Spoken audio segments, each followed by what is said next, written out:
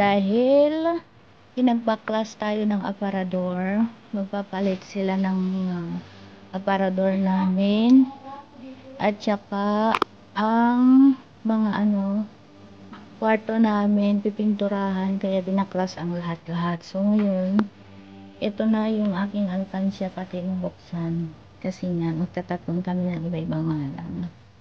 So yun na ang aking alkansya, buksan na to. Ayan. So ganyan siya, 30, tapos siya yung tagsisimpo. Tapos yung, hindi ko alam kung ilan yan, bibilangin ko pa. Ayan, medyo makapal-kapal yan. And ito nga yung pag-happy. Imbes na iinom ako ng juice or kaya ng soft drinks, hindi ko iinom. Nilalagay ko dito. So, bibilangin natin lahat. And this is my price. Ayan. So, yun natin sa price. Ayan. So, bilangin natin at babalikan ko kayo after bilang ang lahat. Ayan. Kung ilan ba in piso.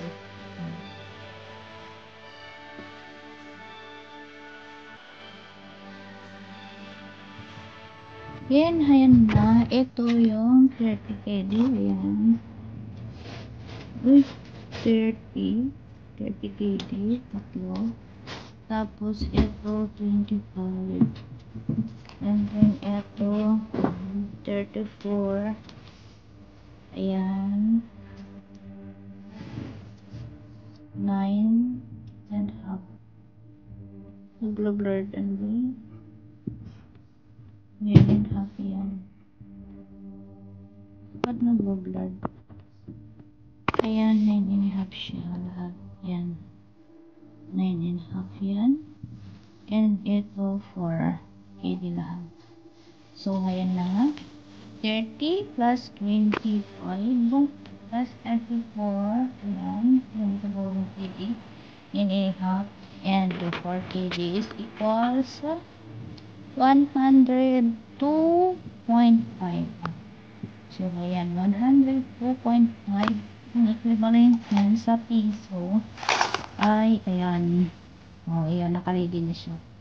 102.5 in dinar. Tapos, sa piso ay 17,107.50. Yan. Yan siya. Lahat.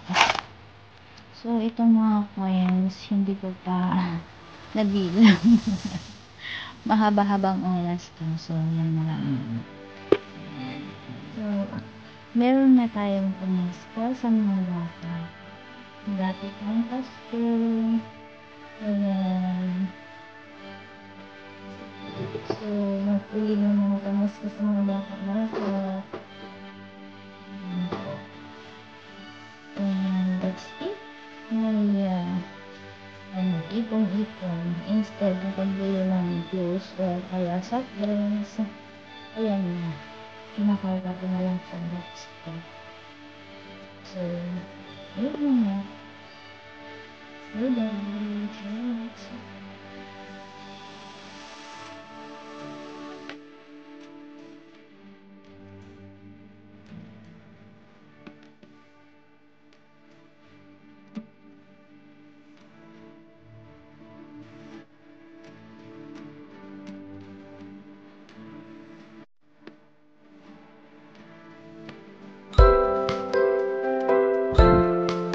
Ginagawa ko po ito dahil alam ko po yung pakiramdam ng mga walang natatanggap na regalo tuwing Pasko.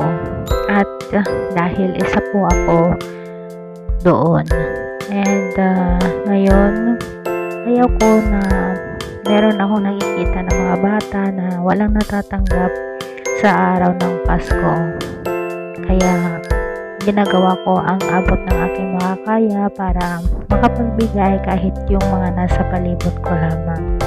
So, thank you so much and God bless everyone.